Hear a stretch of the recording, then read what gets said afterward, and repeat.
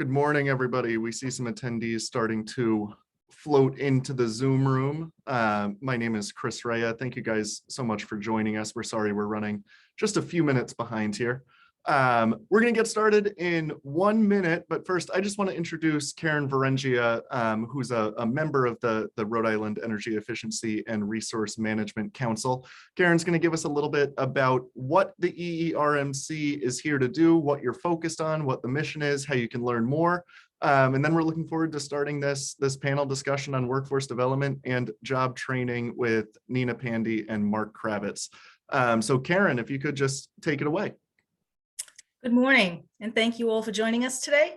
My name is Karen Varengia. I am proud to serve as a member of the Rhode Island Energy Efficiency and Resource Management Council, where I represent the Energy Efficiency, Education, and Employment Tracking Chair. Formerly, I was an energy manager for a large K-12 school district in Rhode Island when I was asked to sit on the council. And currently, I'm a building operator, certification course manager, and account manager for Clear Results. The EERMC was established in 2006 to oversee procurement of energy efficiency in Rhode Island and to make sure that all Rhode Islanders get the maximum benefits from the state's energy efficiency programs. The council consists of 15 governor-appointed members representing small and large businesses, homeowners, renters, nonprofit organizations, municipalities, energy code design, and energy regulation and law. We meet every month and we encourage members of the public to come and participate in the energy efficiency planning process. You can learn more about this on our website, which I'm hoping Chris will put in the chat for us, at rieermc.ri.gov.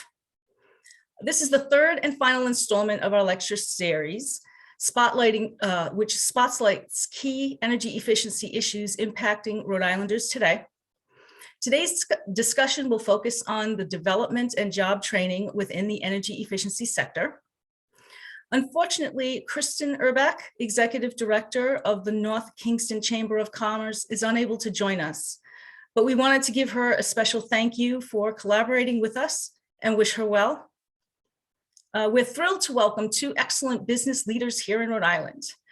Joining us today is Mark Kravitz, Executive Director of Habitat for Humanity, which I've had the pleasure to work with in the past, and Nina Pandy, Executive Director of Skills for Rhode Island's Future.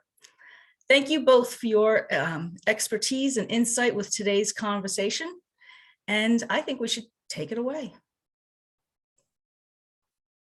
Mark, would you like to get started and introduce yourself? Tell us a little bit about yourself. And then Nina, you can follow. Sure. Thanks, Karen. Appreciate the introduction. And so good to be here today with many familiar friends and colleagues. As you all know, or many of you know, I've been working in the field of workforce training, building science, energy efficiency, healthy housing for the past 15 years or so. And now as Executive Director of Habitat for Humanity of Rhode Island, Greater Providence, I'm working on strategies to implement and support families directly throughout Rhode Island. So it's a pleasure to be here today. Thank you, Karen, and Chris and Rachel and the EERMC for inviting me. And yeah, it's all yours. Great, thank you, and good morning to everyone. Also excited to be here today to talk about energy efficiencies and what that means for the workforce here in Rhode Island. As Karen mentioned, my name is Nina Pandy. I'm the Executive Director at Skills for Rhode Island's Future. We are a nonprofit workforce intermediary that works across all sectors in the state of Rhode Island, ensuring that employers have the talent pipelines that they need to be successful. We started in 2016. Since we started, we've placed over 5,500 people in jobs or job training programs that align with the demands of the industries. And as we've seen through the pandemic, the workforce needs are constantly evolving, and excited to talk about where workforce needs are going when we talk about the energy sector. So Karen and Chris, thank you for having me. Excited to dig into this topic. And Mina, Mark, thank you both so much for joining us. We really appreciate it, especially during a very busy time. It's kind of the beginning of the year. Happy belated New Year to everybody. Our third panelist was going to be Kristen Urbach. She's the executive director of the North Kingstown Chamber of Commerce, and she's the architect of the Win-Win Rhode Island program. And that's a career pathway program that's aiming to teach primary and secondary age students the skills they need to prepare for jobs in the energy sector. Unfortunately, due to a last-minute conflict, Kristen couldn't make it, but we're gonna make sure to follow up with all of you after this discussion with some information on her program, which is doing some really exciting things. But Nina, I want to flip it to you and just start with the very, very big picture of all of this. We're seeing record level investment in energy, renewable energy, energy efficiency, advanced vehicles, transportation. Experts are saying this is going to lead to the creation of millions and millions of jobs. Rhode Island is no exception to this trend. So we're hearing about all of this excitement. Governor McKee in his State of the State address said these clean energy jobs are no longer the jobs of the future, they're the jobs of today. So I want to start from your point of view. We're hearing all of this excitement. Are you seeing that where you're sitting at Skills for Rhode Island's Future? Is there that increased demand for workforce ready talent in this sector? There's certainly a demand that we're seeing, Chris, come through for a ready workforce. And I think the conversation started actually prior to the pandemic when Rhode Island was looking at new renewable energy sources, offshore wind, and other renewables. And what we know about these new infrastructure needs that are going to take place because, or that are going to be built because of renewable energy, when we look at where the industry is being built as a whole, it takes time to cultivate that workforce. It just doesn't happen overnight.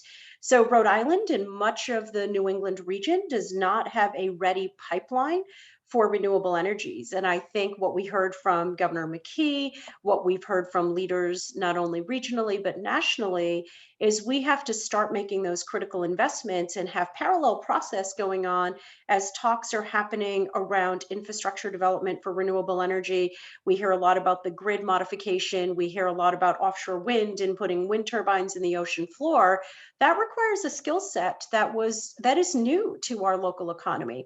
And so we do need to start making strategic investments to make sure that our workforce is appropriately being trained for the demands of those jobs.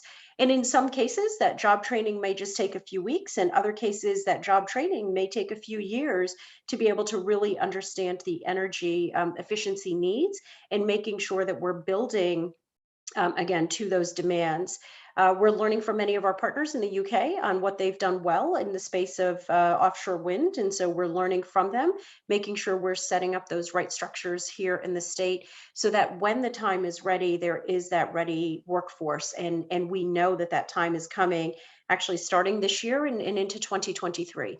So I do think we're already starting to see those requests come in at multiple levels. And that's just workforce for existing infrastructure. But then you have supply chain and logistics and all of the other things that go into building an entire new economic strategy for the state.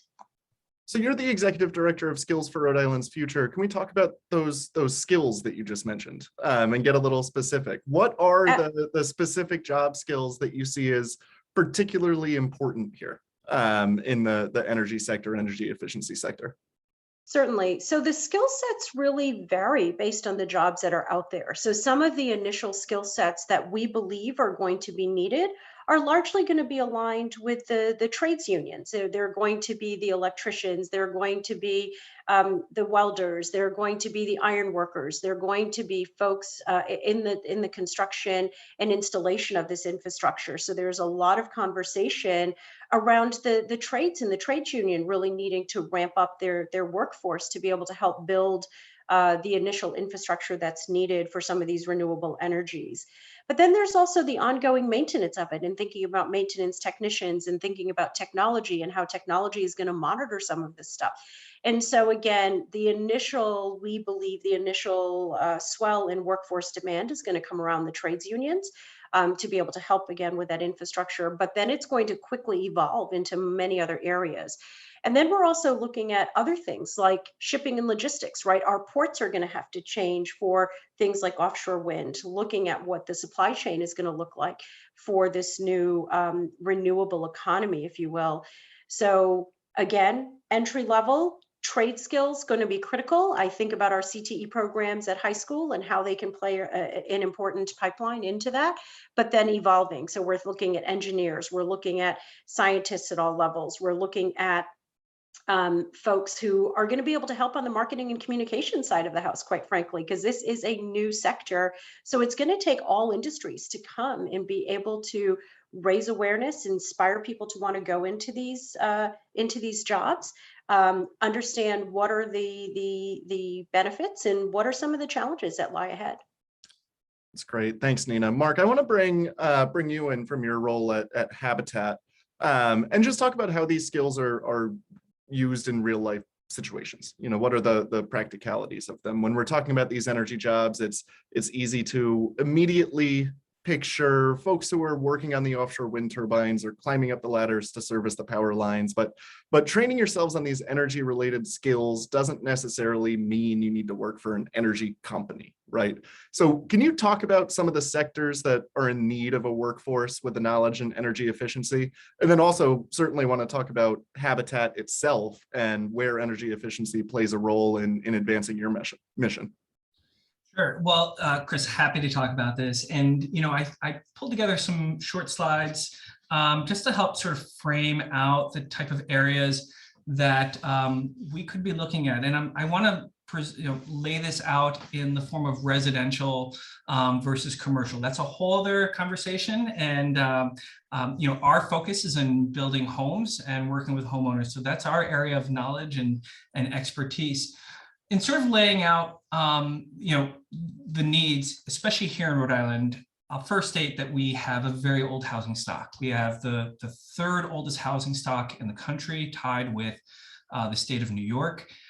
We also have an older contractor workforce. Our average age right now is about 57 years old for contractors. And I'm talking about the mom and pop contractors, those who are installing weatherization, those who are doing lead mitigation work, those who are doing regular repairs.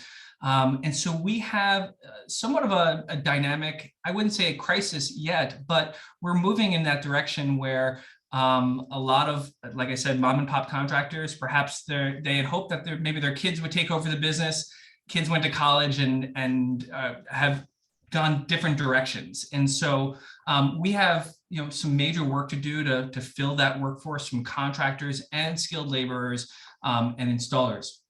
So to give you the lay of the land for homes, I've built out these 7 different areas where I think there's opportunity. Obviously, everything from critical home repairs, and these are so essential, especially when it comes to energy efficiency programs.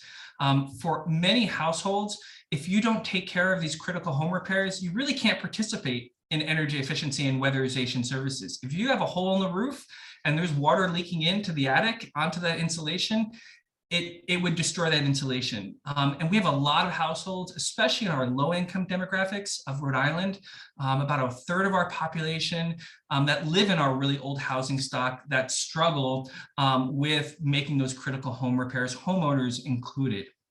But these are the types of areas that we need to continue to support and foster as it relates to critical home repairs. Then we have a demographic focusing on age modifications. We have an older adult population that is growing.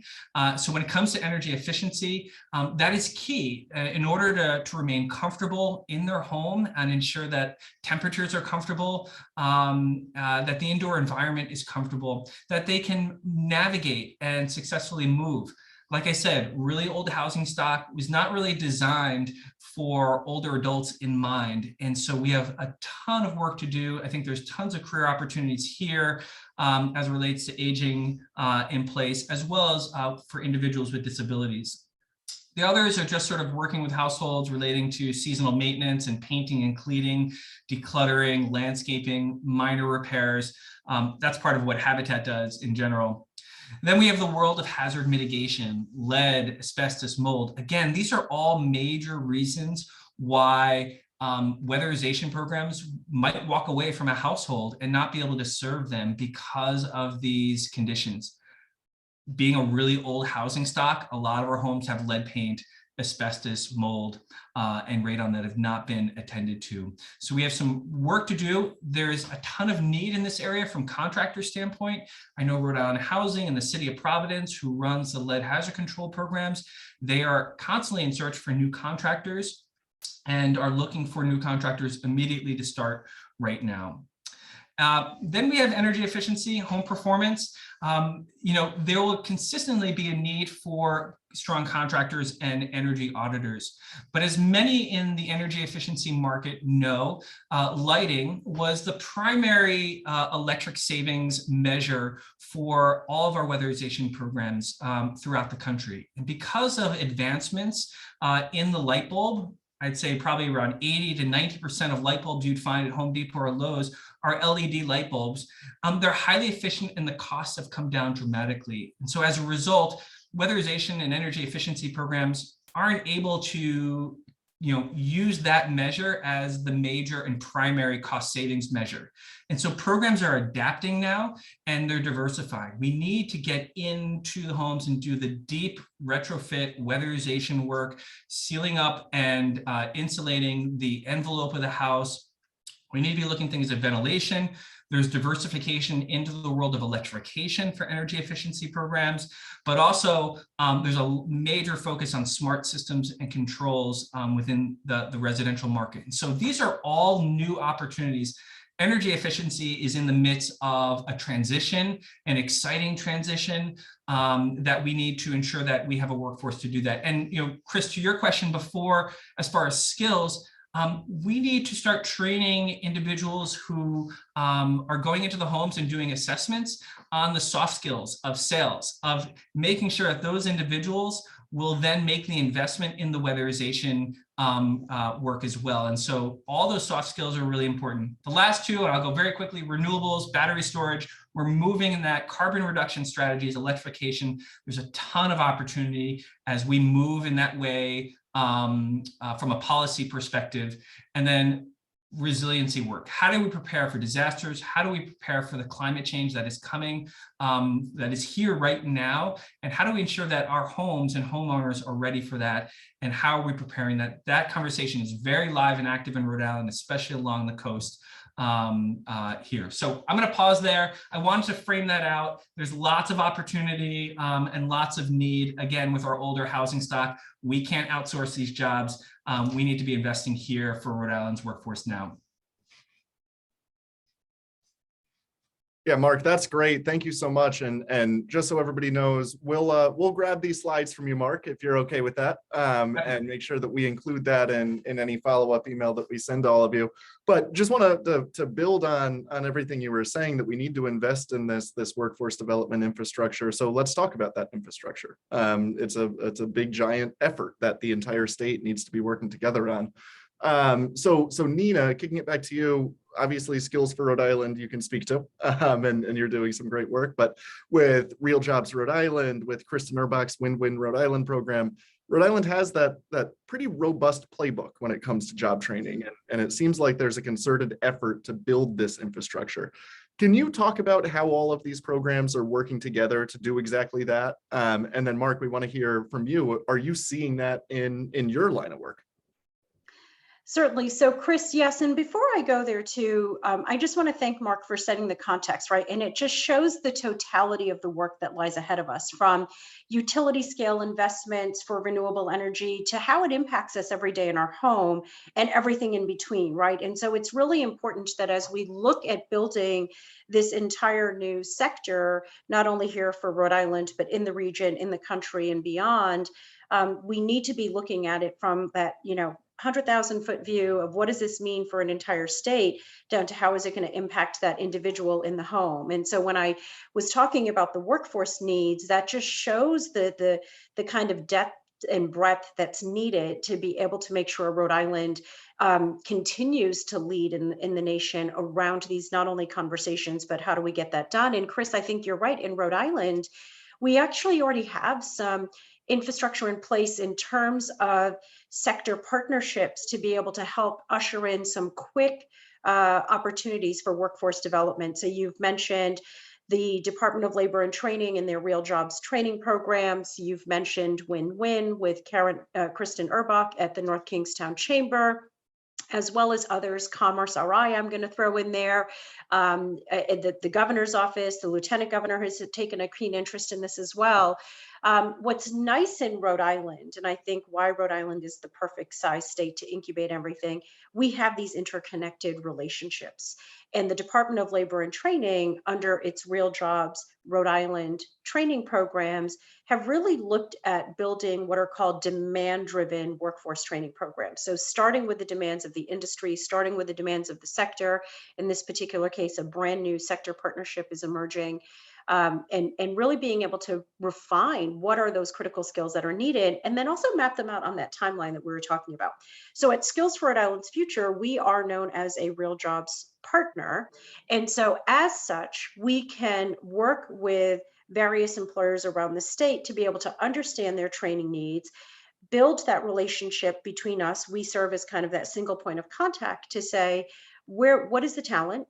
Does it exist? We do that gap analysis on whether or not the staff exist. If not, how do we actually try to leverage some state and federal dollars to build training programs to meet those demands? And that is really the role that Department of Labor and Training plays.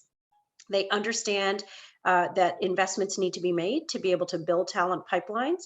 And in fact, Mark and I are working on some ideas around training programs right now and ensuring that we are looking at training through this holistic view. And so what we're hearing, Chris, from kind of that national level, and then even in the governor's State of the State address, is that with some of the stimulus money that's being dedicated to this work, with some of the infrastructure money that's being dedicated to this work, workforce development is going to be one of those key investments. And the Real Jobs Rhode Island Training Partnership serves as that perfect vehicle to pull all of the industry partners together and be able to think about what are some of the universal skills that are needed throughout every single industry, and then what are those technical skills that are needed by employer partner. And Real Jobs serves as the convening arm, if you will, for these sector partnerships to be developed, and then also can serve as the funding resource to be able to put money behind the training programs that are needed and bring in the experts to make sure that, again, we are training people for the demands of tomorrow. We all work very closely together. Kristen's program, Win-Win, also is another great example. So we've talked about workforce development, and I think naturally our mind goes towards adults and how are we training adults, but we also have to start looking at the K-12 system. And so Kristen has really taken the lead about how do we ensure that there are training opportunities and those exposures at that K-12 system as well. So that's kind of how we look at trainings. It shouldn't just be a one and done. It should be this holistic view. It should be iterative. As we grow in our training needs, we should, adapt according to what an employer needs throughout this entire timeline of building everything that has to go into renewable energies, energy efficiencies, whether it's starting in the homes or going to utility scale construction that needs to happen.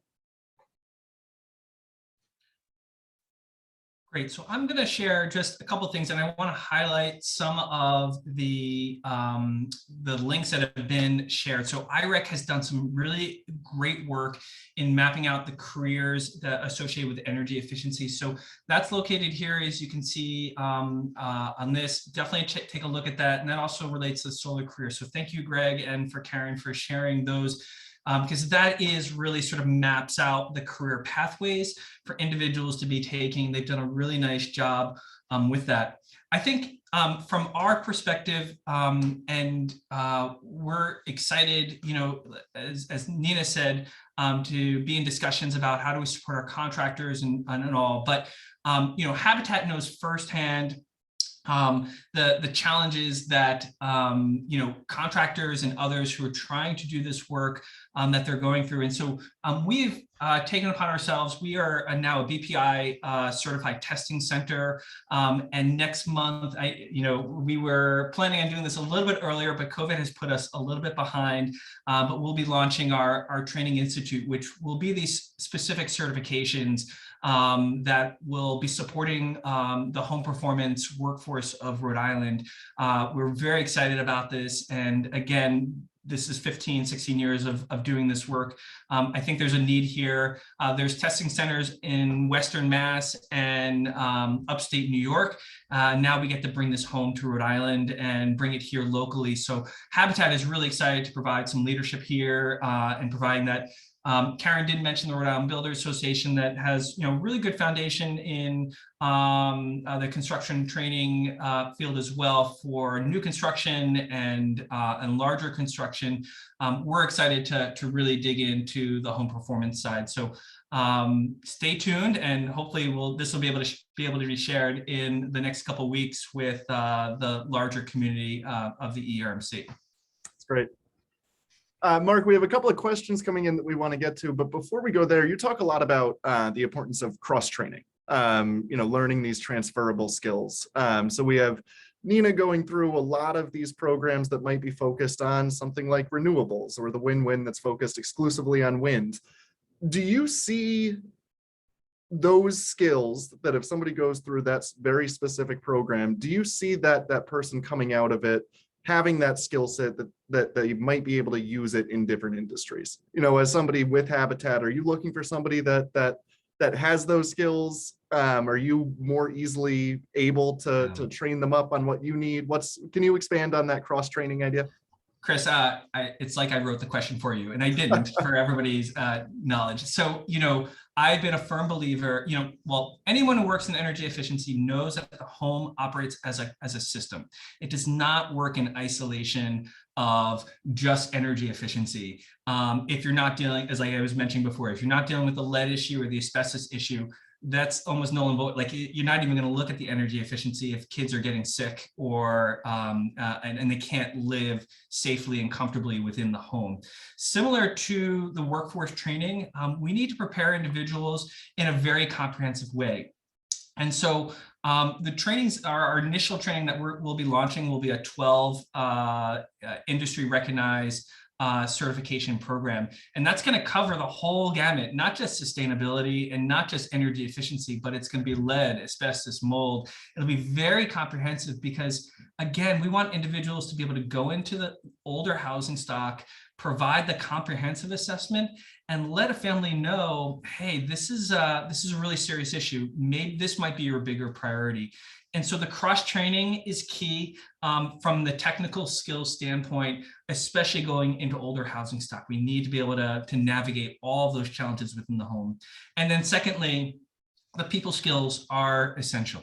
It's one thing to be able to understand what's going on in the house, but if you can't communicate that effectively to the homeowner and educate them, then it's going to be very difficult to make that sale or to make that deal happen with the homeowner.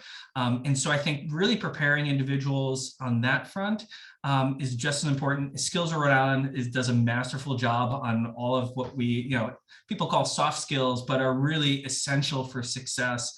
And that's just as important in some ways as having the technical skills as well. Thanks, Mark. We're going to jump into some questions. If you're tuning in on Facebook Live, feel free to put any questions into the chat. Once again, we're here with Nina Pandey. She's the Executive Director of Skills for Rhode Island's Future, and Mark Kravitz, the Executive Director of Habitat for Humanity of Greater Providence. We have a question coming in from Nicole, who's one of the attendees here, just asking, how are we working to ensure that there are equitable opportunities for disadvantaged communities to enter these jobs? What role do the unions play in this effort, and will the Home Performance Service of Rhode Island be union? I see both of you nodding your heads. So Nina, why don't we start up with you? So I was excited when I saw that question come in from Nicole. So just a little bit more about our agency, Skills for Rhode Island's Future, and I think why we have been brought to the table around these conversations is because we have a hyper focus on looking at all things related to diversity, equity, and inclusion. And I mentioned when I introduced the agency at the top of the hour that we've placed over 5,500 people in jobs in less than 5 years. And I'm proud to say greater than 50% are women. Many of them are going into non-traditional roles. 56% identify as people of color. but 75% come from low to moderate income backgrounds. And so part of our strategy is to make sure all Rhode Islanders, and we have a hyper focus on working with unemployed, underemployed, communities of color, marginalized communities, to ensure they have a space at the table. And what we do is we have those very direct, sometimes very difficult conversations with our employer partners right at the onset. And what's also nice, and this is something that's giving us a little bit of leverage, is a lot of the federal dollars that we see coming and making these investments is requiring those DEI strategies to be baked into any funding that's allocated for workforce development. And so any conversation that our agency has been a part of that is front and center to ensure that DEI is woven through every thread of conversation, and part of our execution plan would include getting into communities that oftentimes aren't looked at for these types of jobs. I will also say this, and I'm going to go back to kind of that K-12 pipeline. This is where we also need to make sure that as we're thinking about equity and access, that we are ensuring our K-12 systems are looking at this at every level in every district as well, and ensuring that it's not just reserved for a school of a few or the schools that can only afford to maybe bring in some of this infrastructure to be able to develop CTE programs, career and technical education programs.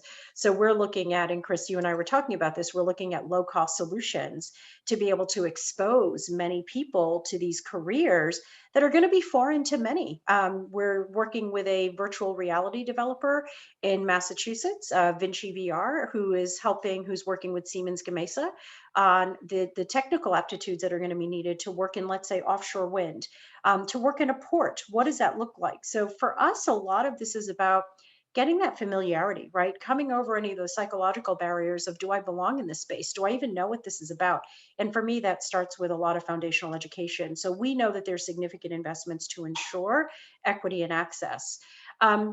I'm going to let Mark take the part of, what the role unions will play in the home performance service. But what I believe is the unions will play a significant role when we're talking about utility scale development for renewable energy. So thinking about large scale solar, thinking about large scale offshore wind. We believe firmly at Skills for Rhode Island's Future that the unions will lead a lot of the initial workforce that's needed to be able to bring Rhode Island, kind of bring in, usher in that infrastructure that's needed. We also believe the unions are going to play a critical role because they have access to a regional pool of talent. And as we look at the plans for offshore wind development in the Northeast, there's no reason why we couldn't be able to begin to share talents. And that's something unique that the unions bring because they have those cooperations in other states. So again, especially in the beginning phases of development and infrastructure development, we believe the unions are going to play a huge role in the utility scale of renewable energies. But Mark, over to you on what role the unions would play. And then Mark, I also know DEI is near and dear to your heart. It's why I think you and I hit it off the first time that we met, is to ensure equity and access. Thank you, Nina. So some statistics. So we have a major wealth gap in the United States right now. African-American households on average have about $17,000 in wealth compared to white counterparts about $70,000 of wealth across the country. That's startling.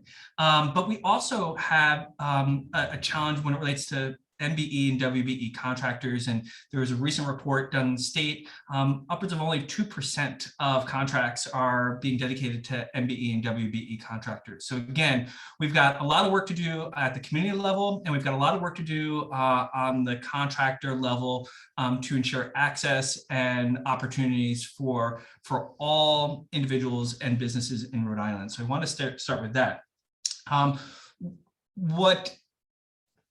There have been a number of conversations on the panel here, on the side here, regarding Building Futures, who does incredible work in training workforce for commercial development. So as Nina was sharing, union engagement, so that is the entry point for union opportunity for commercial development.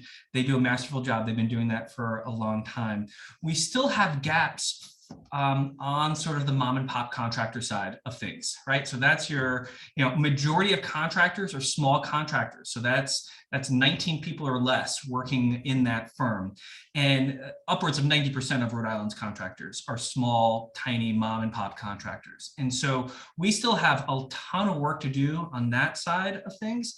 And so we need to be very proactive in ensuring that not only our workforce training at the labor level is effective, but we really need to be creating access for contractors and individuals who want to be running businesses and hiring all the individuals that are being trained at Anina's programs and Building Futures and others programs. So we've got a ton of work to do there. From Habitat's perspective, we were going to be focusing and highly focusing on the development of MBE, WBE contractors and workforce, and will be hyper focused on supporting that demographic of Rhode Island, Rhode Islanders and Rhode Island businesses. Mark, let's stay on you because we have another question here from Gregory King asking you to do a little power ranking for us. So Greg is asking if you could provide a ranking for demand. And I know we're putting you on the spot here. So demand in the following career pathways: HVAC technicians, weatherization technicians, and building automation systems technicians. Where do you see the most demand of those three, or are there career pathways that aren't listed there that you want to highlight?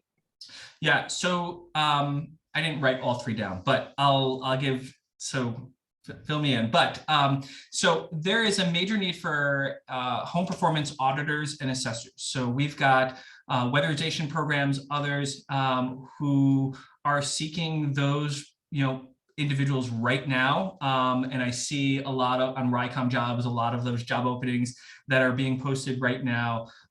So that's immediate. We need that workforce who's ready to go in and assess in a comprehensive and safe and effective way all of the homes that these programs are looking to service, and there's a gap there. I would say, HVAC community is adapting and changing, right? There's a major policy focus on electrification of our homes. I think that's a future opportunity. And for sort of the delivered gas world, I think, or delivered oil and gas, I mean, that's an opportunity for them to diversify into providing additional services. I think that's where things are going. Obviously, that's where the policy conversation is going in the Northeast, in Massachusetts, and here in Rhode Island. And so that demand is going to continue to grow as we convert homes into clean energy, and that being the electrification. What were the other categories, Chris? Can you remind me? I can't. HVAC technicians, weatherization technicians, and BAS technicians, building automation systems. Yeah, so I mean, I think there's demand in all three. I wouldn't necessarily be able to rank them without the proper research, but yeah, weatherization contractors and installers, definite need there. We want to continue to expand that list of individuals, especially, that's in Rhode Island, that's currently a $140 million program, a statewide commercial, industrial, and residential program. So that's a real market there here. We always want a well-trained workforce that can support that. Automation, I don't know what that ranking would be. However, that's where programs are going. Certainly on the C&I side, that has always been there the last 5 or 6 years. You'll continue to see automation opportunities there. And again, on the HVAC side, as I mentioned, this conversion to electrification is very hot. I think it's here to stay. Massachusetts right now is installing 65,000 heat pumps in Massachusetts. And so that market is right now. And if I were to get into the market of those three, I'd probably choose HVAC and get into the heat pump game.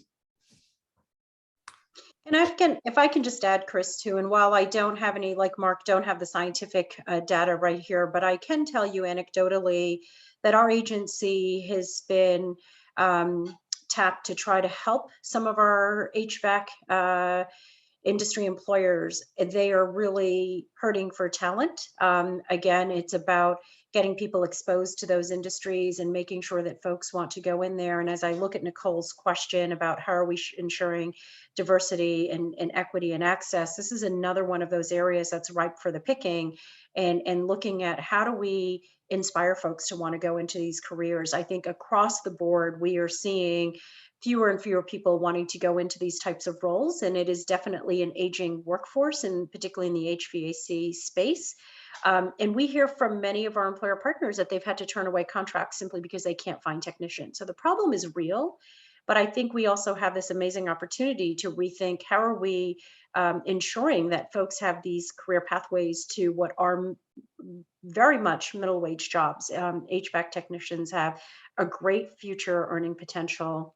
Same with weatherization techs, same with BAS techs. So we're seeing all of this stuff. And I think that's I'm going to go back to why Real Jobs is so great, because it's going to respond to the demands of the employers that are out there. And as Mark said, then we've got to take a look at that conversion to electrification. So it's almost these multiple stages that need to be developed.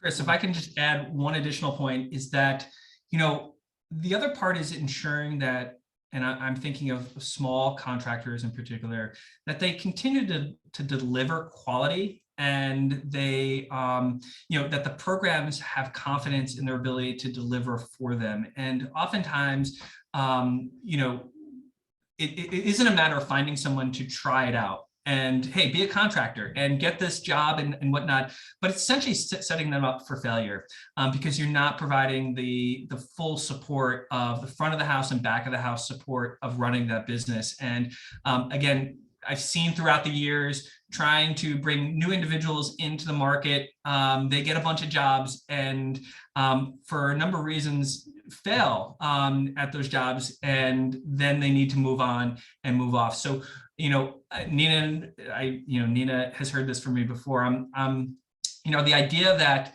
starting your own business needs to be hard and difficult, because it was hard for me when I was a young buck, and starting my own business is ridiculous. We know the components of what make a successful business, and we need to be providing support for those individuals, not on just the technical skills and the installment skills and the knowledge of that building science in particular, but also the back of the house, how to do QuickBooks and how to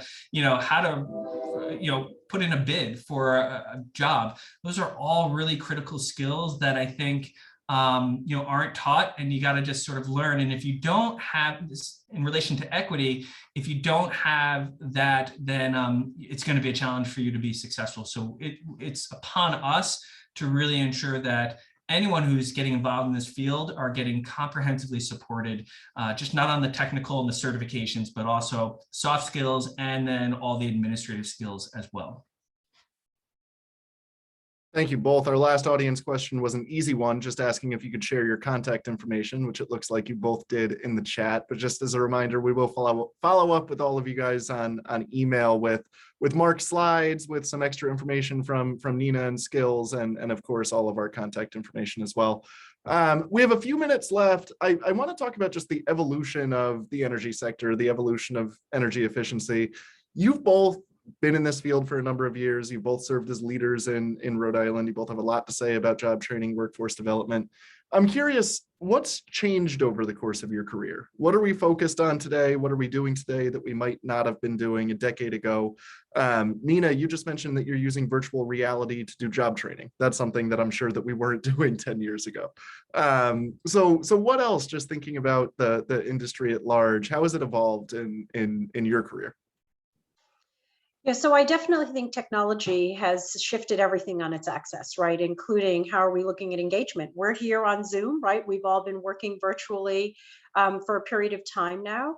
I think what we saw happening, Chris, prior to the pandemic was this slow growth towards how automation was going to interplay with our everyday work, how technology was going to also shift the way that we engage. The pandemic has accelerated all of that, right? Just think about simple concepts like telehealth. It was a fascinating conversation that was being had prior to the pandemic, and it became a mainstay of consumer-driven healthcare during the pandemic, right? I think we're seeing that on the same front of everything that we're looking at. We're working on a very cool project actually with Amazon where they are hosting a number of college interns of ours to see how we can use web-based services, use technology to learn and grow about things like harnessing power from our ocean, right? As we go to the blue economy, we're thinking of things a little differently. But then when we actually go in, and let's contextualize this to workforce development training, we are excited about what virtual reality can bring as those kind of low cost, affordable ways to expose people to these careers. And we're also accelerating, the rapid nature of our industries changing is something that is difficult for our educational systems to keep up with. And so we're finding that there are these opportunities for these community driven workforce development programs, which is quite frankly why Mark and I are here, right? We are trying to keep up with the pace of change. And that is something that I think we're going to continue to see. I also think we're going to continue to see some remnants of what everybody's, talking about with the Great Resignation, where people are reevaluating and rethinking their careers and making sure they're going into things that are meaningful. And I think that's why, for me, this conversation around renewable energy, this conversation around climate change, this conversation around energy efficiency is something that is in the everyday conversation for our younger generations as they're growing up.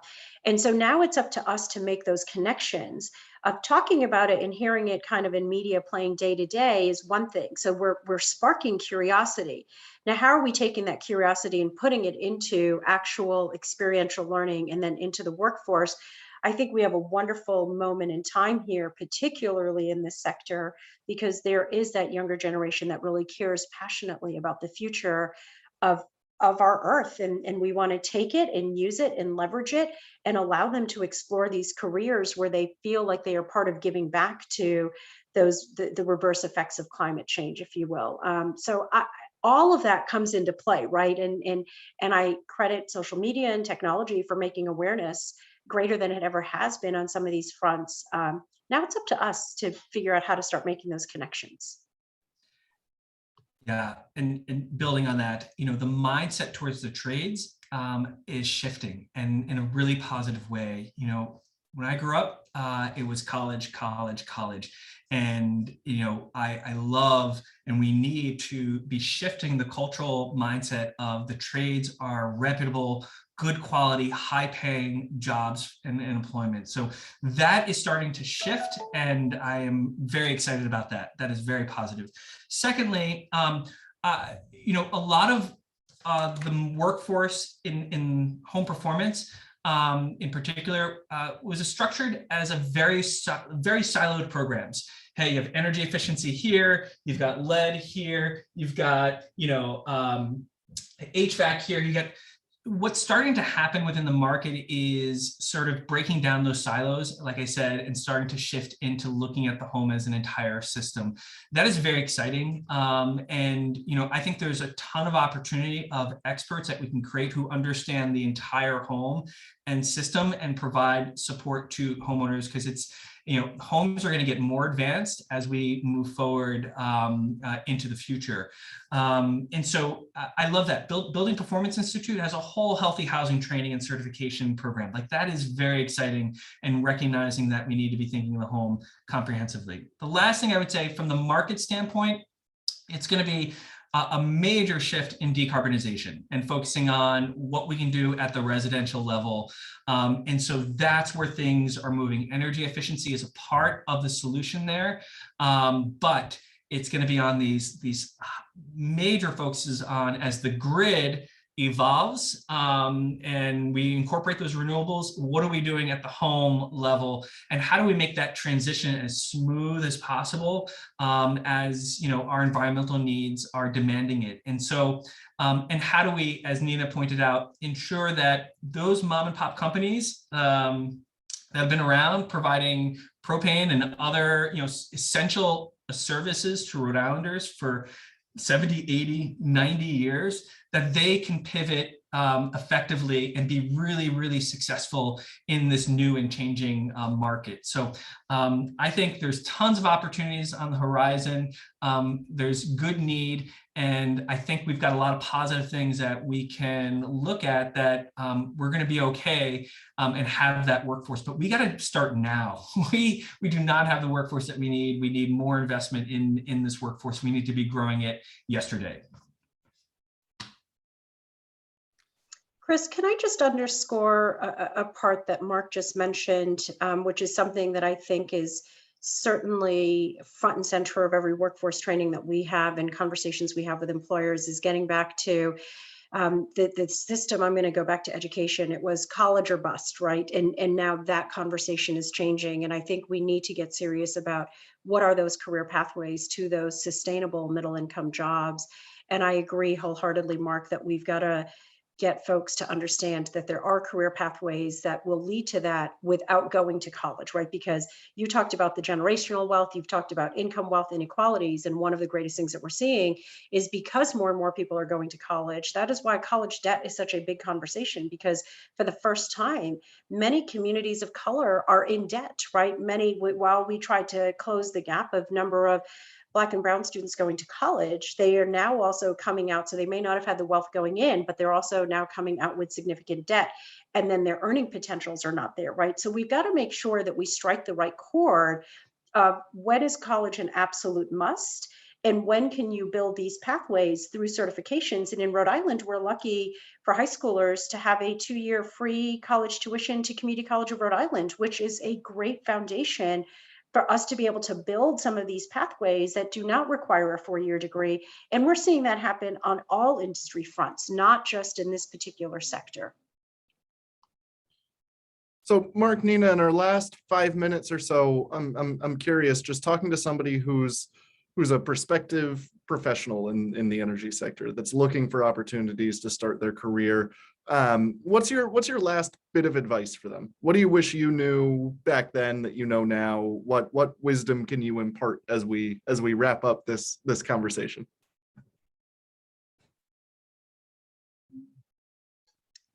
So I guess I'll take a first stab at that, right? Because I can go in 50 different directions. The first thing for anybody who's thinking about this as a career is do your research, do your homework, ask questions.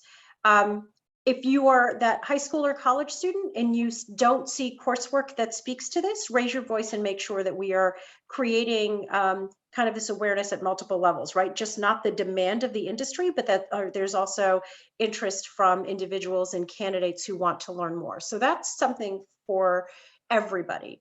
If I were to talk to a younger version of myself, Chris, I think I would take, math and science and some of those engineering courses more seriously, right? A lot of times what I see happen is there's a major disconnect with why do I need to learn physics and how is that going to apply to my real job? And I really encourage anybody to think about that who might even be looking at a career shift. There is a lot of great free online resources. And for anybody out there who's looking at that, you can connect with us. We have career coaches who meet with individuals. We have online courses through Coursera that can at least get to see if it's an area of interest that you want to explore further. The beauty of this is we have this sense of urgency that we've got to start building the workforce now, but there's also time and there's also opportunity where you can begin to grow your career. And I think back and I look back when I was younger and, computers were boring and I didn't want to touch a computer because I didn't know if I was going to do something wrong. Boy, 25, 30 years ago, when I was in high school and college, 30 plus years ago, I wish I had approached computers very differently, right? So a lot of times people enter careers and pathways based on what's familiar to them, based on what they've seen their families go into. This is going to require us to think outside of the box because we don't have the roadmaps on what these jobs are going to look like. So for anybody who wants to be a part of a new building of a sector economy, this is the time to get in and just start really educating yourself on what does that look like. And we can look to what our European partners have done in this space because they are far more advanced than we are in the renewable energy space. But there's a lot of great information out there, including employers. How are you going to think about pivoting your business model? Mark, you mentioned it, and you've heard me talk about this. It's so critical if you're a small business in Rhode Island and you're worried about if you're that traditional oil and gas company and you want to know where you're going to, how do we look at it? And if you're that entrepreneur looking for a new opportunity to grow your business, if you're in the manufacturing space, how are we looking at parts that are going to be needed? How are we going to look at supply chain that's going to be needed to support this industry? Now is the time to start having those conversations and pushing those envelopes. So I agree with all of that. I think the only thing I would add is if I were looking at a younger self and looking at some of the barriers that I've seen a lot of contractors or individuals face, it's in the area of debt and managing credit and managing your personal financials. I've seen time and time again contractors who get into the field and they get some business and they get, say they're a weatherization contractor, you get assigned 5 houses to weatherize. You're really excited and you have enough cash to essentially, you start on all 5, you have enough cash to get you through 90% of the way of all 5, and then your cash freezes up and you don't have the financing to get you through, and then it essentially fails. And so I would say really brushing up on your financial literacy, understanding how business structures work, cash flow works, et cetera, and cleaning up your debt and credit are really important, not just for home ownership, as speaking from Habitat's perspective, but also from the business perspective. Banks are going to require 3 years of financials in order for you to get financing for your business. And so you go in thinking, oh, I've got a contract to do this and this and this, I'm going to get financing. Nope, you got to wait 3 years. And so that is really critical. And that's advice I would give. Make sure all your financials are clean and in good order. Nina, Mark, thank you both so much. I'm going to pull this slide up. If you want to learn more about Skills for Rhode Island's Future or Habitat, their websites are listed here. Nina and Mark both put their contact information in the chat, but once again, we will be following up with all of you with all of the slides that we've shared, all of the resources that Karen's been kind enough to put into the chat. So if you want to learn more and get involved, you can head to Rhode Island Energy Efficiency and Resource Management Council's website. That's www.rieermc.ri.gov. We'll have the recording of this event posted as soon as we can, hopefully by the end of the day today or tomorrow at the latest.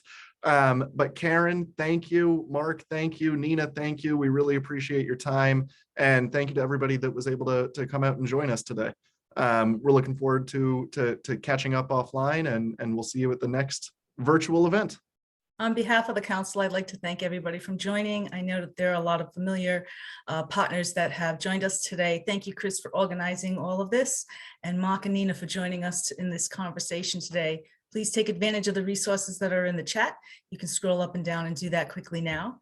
And thank everyone for having the time to take with us. Thank you. Thank you all.